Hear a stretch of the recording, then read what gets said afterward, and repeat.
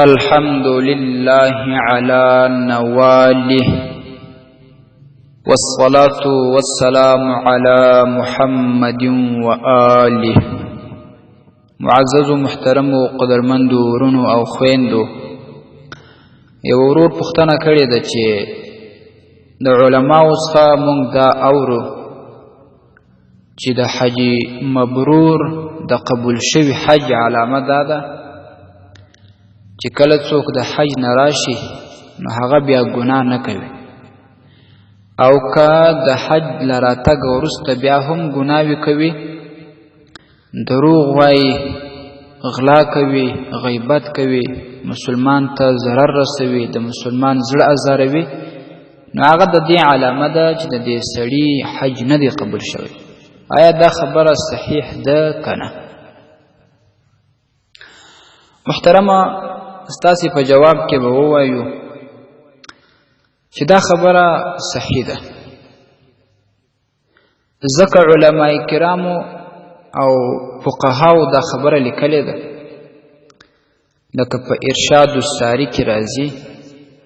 علامه عبدالغنی الحنفی رحمه الله وایي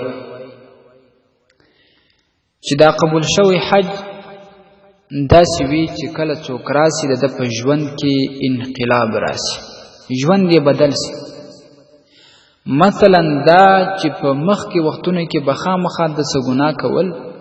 خو چې کله له حج نه راسي بلکل به د ګناهونو څخه ځان ساتي، او کم چې نیک اعمال دي، طاعات دي، حکمونه، امرونه د شریعت دي، د هغه به پوره پابندي کوي. نو که داسې یو سړی جوړ شوی وي نو دا معلومه خبره ده چې الله تبارک و تعالی د حج قبول کړی. او که څوک د حج نه راسي خو د ده په دا ژوند کې انقلاب نه وي راغلی، یا مثلا دا چې هغه ګناهونه یې نه یې پرېښي، نیک اعمال که په مخه ورله کوي که نه کوي، نو دا د ده معامله شکمنه ده، دا یقیني نه ده چې د حج قبول شوی. نور نو والله اعلم. او بیا وروسته د امام حسن بصري رحمه الله یو عجیب نادر قول نقل کړی، هغه دا چې امام بصري رحمه الله وایي الحج المبرور، قبول شوی حج هغه یو دی، د قبول شوی حج علامه ده ان یرجع زاهدا فی الدنیا، چې دی کله د حج راسی دی به زهد کوي په دنیا کې،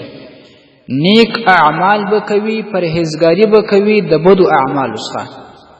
دا یو علامه. دویمه ده راغبا فی العقبه، رغبت باید د آخرت و طرف ته ډیر وي، کوم اعمال چې کوي هغه به مخلصانه وي، او د الله تبارک و تعالی بیره به یې په زړه کې وي، نو کوم اعمال چې کوي د قیامت د ورځې د ثواب دپاره او د نعمتونو دپاره به یې کوي. نو که څوک د یو سفره د حج د سفره راسي او د په دنیا کې زهد نه کوي، د آخرت وفات یې رغبت نه وي ډېر، بس هغه دی هغه ګناهونه وي، هغه کارونه وي، نو دا معلومه خبره ده چې د معامله شکمنه ده. یعنی دا ویلی سو چې امکان استه حج نه قبول شوی، حج نه قبول شوی.